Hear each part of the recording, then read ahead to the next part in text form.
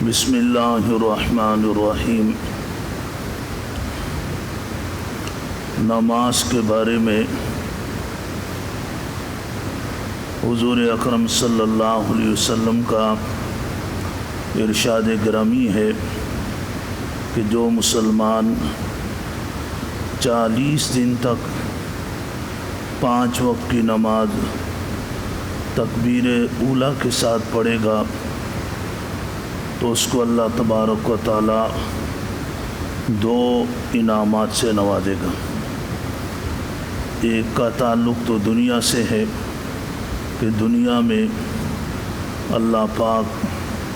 اس کے دل کو نفاق سے پاک صاف کر دیں گے، اور دوسرے انعام کا تعلق آخرت سے ہے کہ آخرت میں اللہ پاک اس کو جہنم سے چھٹکارا عطا فرمائیں گے۔ نفاق آپ حضرات کو پتہ ہے کہ منافق کا لفظ ہی انسان اپنے لیے پسند نہیں کرتا، اس لیے کہ قرآن کریم میں منافقین کا اللہ نے تذکرہ کیا ہے، لیکن کوئی اچھے انداز میں نہیں کیا، بلکہ ان کی مذمت بیان کی گئی۔ حضور اکرم صلی اللہ علیہ وسلم نے حدیث مبارکہ میں منافق کی 4 نشانیاں بیان کی۔ فرمایا کہ جب وہ گفتگو کرتا ہے تو اس میں جھوٹ بولتا ہے،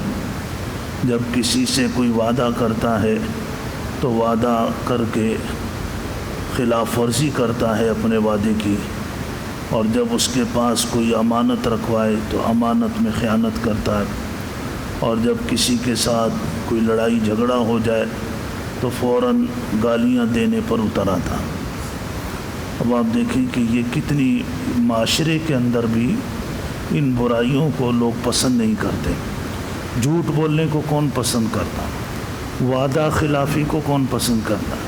امانت میں خیانت کو کوئی پسند نہیں کرتا، کوئی گالیاں دے اس کو کوئی پسند نہیں کرتا۔ اب یہ بری عادتیں ہیں، نماز کی برکت سے خاص طور پہ جب انسان نماز کو صحیح اس کے شرائط کے ساتھ آداب کے ساتھ ادا کرنے کا اہتمام کرتا ہے تو ان برائیوں کی نفرت انسان کے دل میں آ جاتی ہے، اور کام جب ہی بنتا ہے، نیکی بھی انسان جب کرتا ہے جب اس کا دل چاہتا ہے، اور برائی بھی جب چھوڑتا ہے جب برائی چھوڑنے کو دل چاہتا ہے۔ اب دل جو ہے بڑا ایک، جس طرح یہ فزیکلی ایک نازک چیز ہے، تھوڑی سی تکلیف ہو جائے دل میں تو پورا جسم کام چھوڑ دیتا ہے،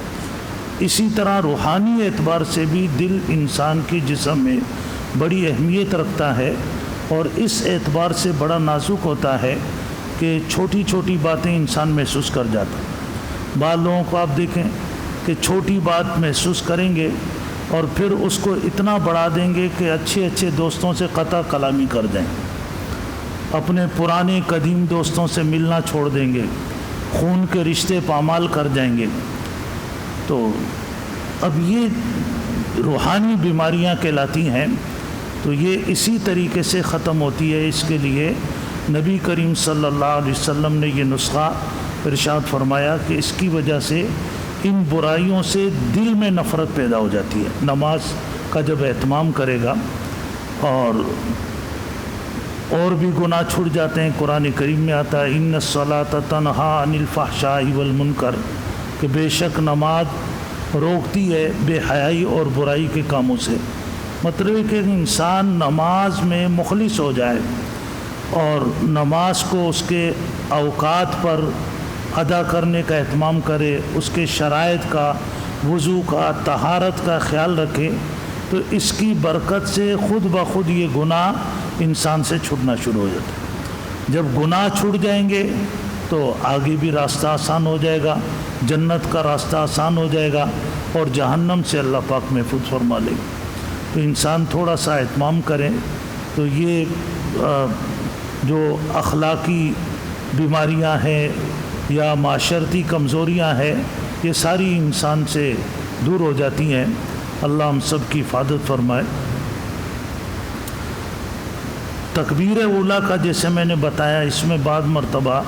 الجھن آ جاتی ہے کہ تکبیر اولیٰ کا مطلب کیا ہے۔ اس حدیث میں چونکہ تکبیر اولیٰ کا ذکر ہے، تو تکبیر اولیٰ کا ایک مفہوم تو یہ ہے کہ جس وقت امام اللہ اکبر کر کے نیت باندھتا ہے تو بس امام کے ساتھ ہی، ابھی امام نے سورہ فاتحہ شروع نہیں کی، امام نے نیت باندھی، امام کے فوراً بعد مقتدی نیت باندھے، ایک مفہوم اس کا یہ ہے تکبیر اولیٰ کا۔ اور ایک یہ کہ امام کی قرات شروع کرنے سے پہلے انسان نماز میں شامل ہو جائے۔ اور تیسرا مفہوم یہ ہے کہ امام کی دوسری تکبیر سے پہلے تکبیر اولیٰ کہلاتی ہے۔ دوسری تکبیر امام کی وہ ہوتی ہے جب امام رکوع میں جاتا ہے، تو گویا کہ آپ پہلی رکعت میں جو شامل ہو جائے گا اس کو بھی اللہ پاک اس کا اجر عطا فرما دے گا۔ تو یہ تکبیر اولیٰ کے مفہوم میں وسعت بھی ہے۔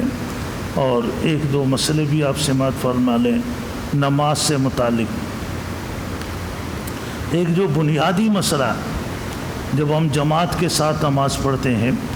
اور وہ یہاں تو ہمارے یہاں ملکوں میں پیش نہیں آتا، لیکن یہ خاص طور پر میں نے وہاں مدینہ منورہ میں دیکھا کہ اصل مسئلہ پہلے آپ سنیں پھر میں بتاتا ہوں۔ مسئلہ یہ کہ مقتدی امام سے آگے کھڑا نہیں ہوگا۔ امام سے آگے ہو جائے مقتدی تو اس کی نماز نہیں ہوگی۔ ایک مسئلہ، مقتدی نے امام کے پیچھے کھڑا ہونا ہے۔ اگر ایک مقتدی ہے امام کے ساتھ، ایک مقتدی ہے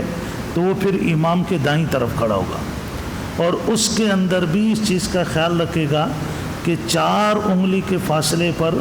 کہ امام سے 4 انگلی پیچھے رہے، اتنا تھوڑا فاصلہ رکھے۔ اور اگر مقتدی 2 ہوں تو پھر امام آگے ہو جائے گا، مقتدی پیچھے ہو جائیں گے، مقتدی امام سے آگے نہیں ہوگا۔ اب میں بتا رہا تھا کہ یہ مسئلہ مدینہ منورہ میں ایسے پیش آتا ہے کہ وہاں جو دوست گئے ہیں ان کے تو سامنے نقشہ آ جائے گا کہ امام کھڑا ہوتا ہے جب ہم باب السلام سے داخل ہوتے ہیں نا، تو باب السلام سے داخل ہو کر جب بیچ میں پہنچے تو وہاں محراب بنا ہوا ہے، امام وہاں کھڑا ہوتا ہے۔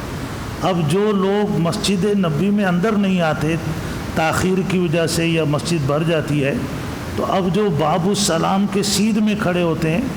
اور ذرا پیچھے، وہاں باقاعدہ انہوں نے لکھا ہوتا ہے اردو میں بھی، عربی میں بھی، انگلش کے اندر بھی کہ امام سے آگے نہ ہوں۔ لیکن وہاں میں نے بہت سے ایسے لوگوں کو دیکھا جو وضو خانے سے نکلتے ہیں اور آگے کھڑے ہو جاتے ہیں،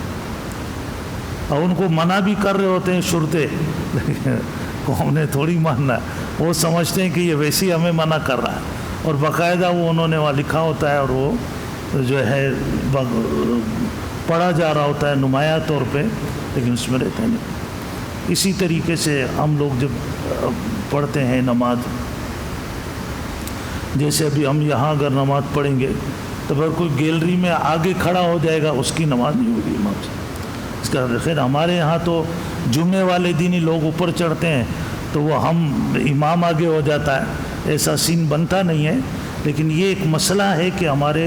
ذہن میں رہے کہ مقتدی امام سے آگے ہوگا پھر اس کی نماز نہیں ہوگی۔ اور باقی رہا خواتین میں،